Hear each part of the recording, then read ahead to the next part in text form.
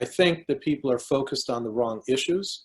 I'm not advocating what we put forth in the plan, though I think it represents a fair, rational, implementable basis to begin negotiations between the two sides.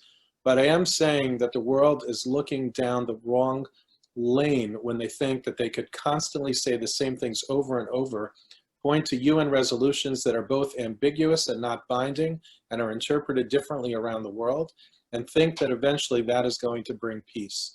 And that is a tragedy for the entire region, and I think we all need to do better so we could bring better lives to all of those people who are suffering from this long-standing conflict. Thank you. On the peace process itself, or more on the Palestinian-Israeli conflict, which was an Arab-Israeli conflict before that, a lot has been achieved through terrible times as well. If you look back at the beginning of it and where we stand now, a lot has been achieved. But and I won't go into the detail of it. Once again, we won't have time for that.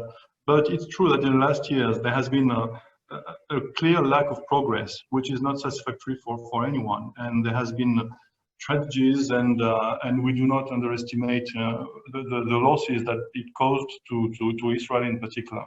But that said, should we say that there is no way out, no possibility by keeping the international framework that has been slowly established? For us, the answer is no. We consider that the solution should be reached within the international framework and the parameters that were agreed along the years. So, and that's France's position. You know, and I will just give it in 3 elements. One is the framework, and so the framework is clearly international law, including the UN Charter and the UN resolutions and the agreed parameters. But I have no doubt that all participants and listeners know about it, so allow me not to go into the detail of it, but we can get back to it later. So the framework, of course, the goal being to establish 2 states, so it's the famous 2-state solution. We still believe in it more than ever, I must say. To us, it's the only way to have a lasting solution. 2 states living in peace and security, which is key.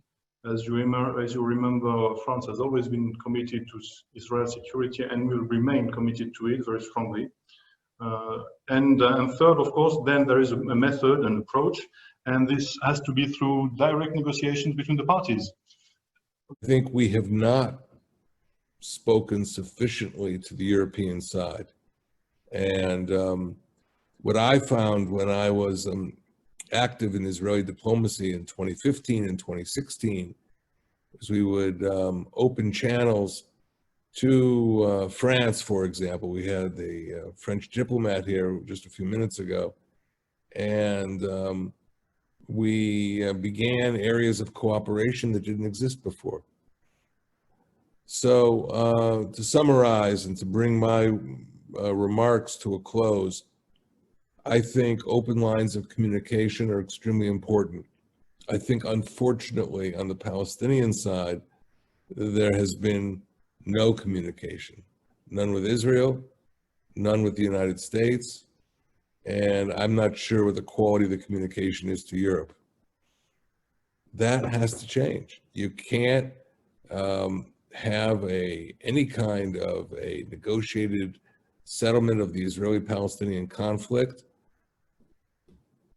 when your machinery is on mute. The Jewish narration got lost in space.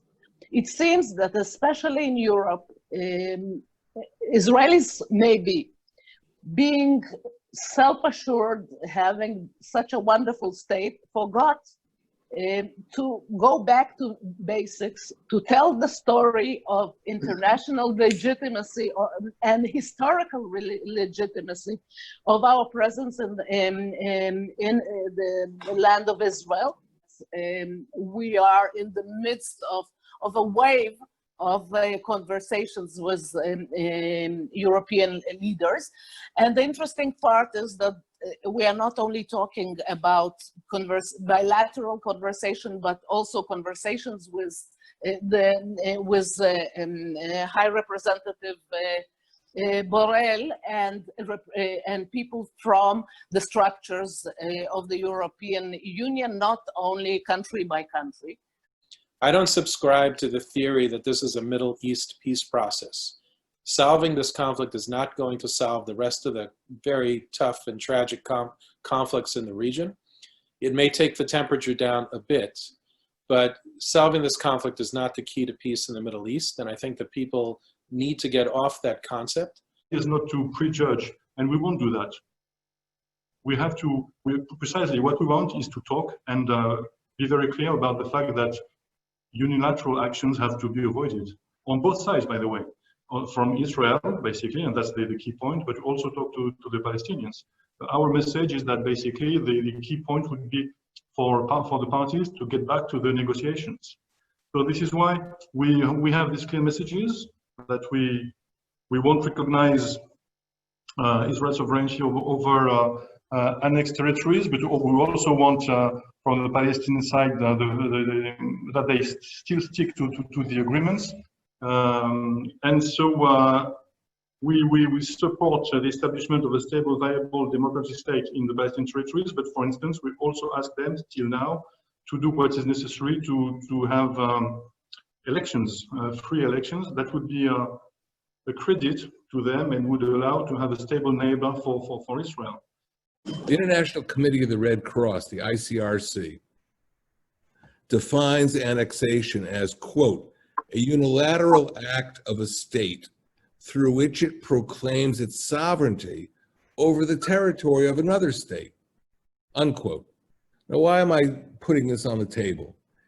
Because I don't remember a single European state that recognized the sovereignty of Jordan over the West Bank back between, let's say, 1948 or 1950 and 1967. So if the situation in the West Bank is unique, but doesn't fit into the standard definitions that international law uses, then it is inappropriate to condemn Israel in terms that don't apply.